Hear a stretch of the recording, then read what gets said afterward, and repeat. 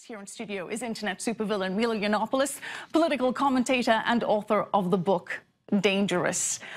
Good to have you with us. Thank you. An unlikely alliance between you and the ACLU. Well, the ACLU once in a while picks a fight that pretty much everyone can agree on. And you can tell in this particular case from the other co-plaintiffs. So it's not just me that they're fighting on behalf of, although I'm the lead plaintiff, because my ads were approved, went up, and then got torn down after public pressure.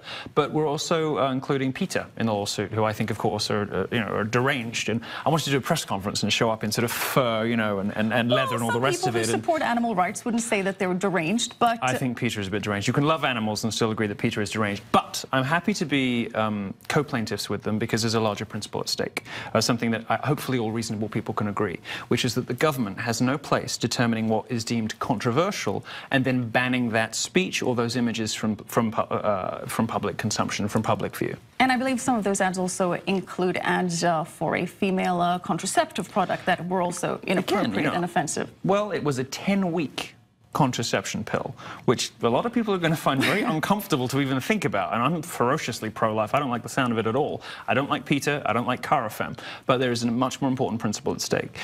All of their ads were rejected. Mine weren't. We actually changed our ads to comply with the Washington Metro's requests. Right. And in the end, it was just a picture of my face. And now the government is claiming that my face is some kind of hate crime. I don't know whether it's because women were swooning in the metro stations or something. But, you know, it's interesting, isn't it, that bowing to the mob, to public pressure, to these liberal kind of, you know, groups of crazies who are so offended by the mere sight, the mere suggestion of my book.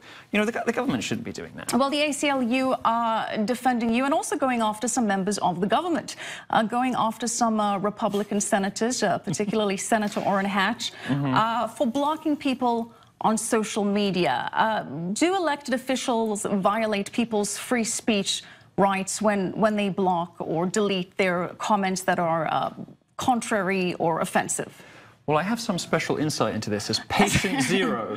Patient zero in the Twitter ban epidemic. You know, Twitter has been on a crusade against conservatives now for over a year. I was the first high-profile conservative to get nuked from the platform, probably still the most notorious one. It's a difficult one for conservatives, you know, because we have to insist on the rights of private corporations to act, you know, in their shareholders' best interests, and they're not, you know, according to the law, beholden to the First Amendment. But Twitter does seem to have a monopoly on certain kinds of speech, doesn't it? But the case here with the ACLU is that public officials, by virtue of the fact that they're public, cannot block people from their websites, from their social pages, because it's part of the social discourse, if you will. Well, this is the issue at hand.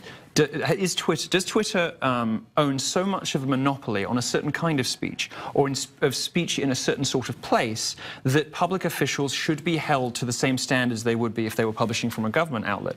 But that runs both ways, because if that's the case, and if Republican senators shouldn't be banning people, Twitter, by rights, shouldn't be banning conservatives for expressing views. Particularly, you know, I'm a New York Times best-selling author, and they won't let me have an account because I tell jokes about the wrong people. Should they be allowed to do that? Well, if you're of the view that Twitter should be regulated like a public utility, and therefore you can tell public officials what they can and can't do with it, then Twitter also has some responsibilities and obligations, and they should give me my account back.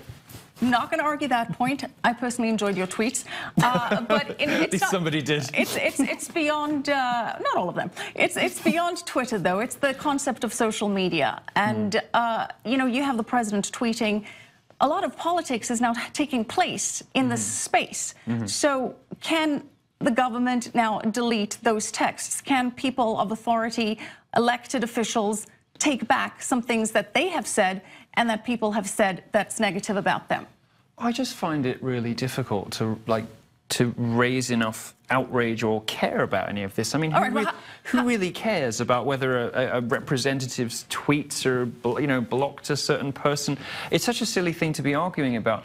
And, you know, so long as Twitter is considered a private company, subject to the rules of a private enterprise with private individual relationships between it and its individual users, those individual users, in my view, irrespective of their public responsibilities or roles, should be free to operate those accounts as they please. If we are going as a country, you know, if America is going to decide that it is going to wade in and regulate Twitter and Facebook like they were public utilities, then the whole game changes. But right now, as things currently stand, if you don't like how someone behaves on Twitter, don't follow them. If you don't like how Twitter behaves, don't have an account.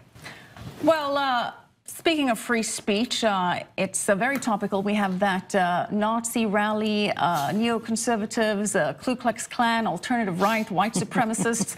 However, people want to group all of those individuals attending, and of course, not all are the same.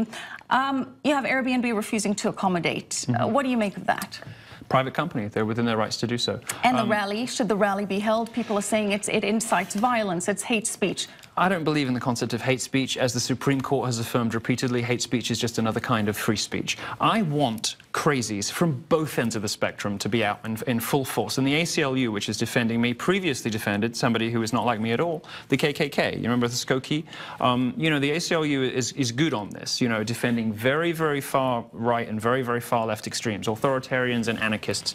I want all of the crazies to have a platform because I want people to see the full range of opinions available. Absolutely. And to draw their own conclusions. I'm perfectly comfortable with the tiny little clutch of remaining KKK members, all 200 of them, you know, versus the thousands of people in Black Lives Matter or whatever, going and saying their piece, because I think the more people hear them, the more people are repelled by white nationalism, and that's a good thing. And what do you say to people that identify you as alt-right, as far-right politically? Read my book. Chapter 2 of my book is called Why the Alt-Right Hates Me. The New York Times, putting me on its bestseller list, describes me as an alt-right provocateur, demonstrating that nobody in the building has even opened a copy of the book, despite the fact that it peaked at number 2 or 3 on their hardcover bestseller list. The people who criticize me in that way, the people who describe me using those terms, have never been to one of my shows, never read my book, never read a column of mine, don't know anything about me beyond what they read in The Guardian. And of course, you're gay and half Jewish, I believe, so I am. A lot of what those alt-right people are offended by. I am a gay Jewish immigrant with a black fiance, but I'm apparently also the leader of a white super. Give me a break. We like having you with us, Milo Yiannopoulos. Thanks for being with us. You didn't frankly have the balls to put country before party.